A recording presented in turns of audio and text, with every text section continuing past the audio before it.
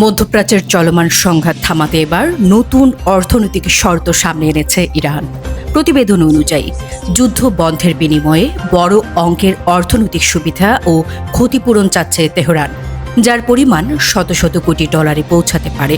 বিশ্লেষকদের মতে এই শর্তের মাধ্যমে ইরান একদিকে যুদ্ধের ক্ষয়ক্ষতি পুষিয়ে নিতে যাচ্ছে, অন্যদিকে অর্থনৈতিক চাপ কাটিয়ে ওঠার কৌশল নিচ্ছে।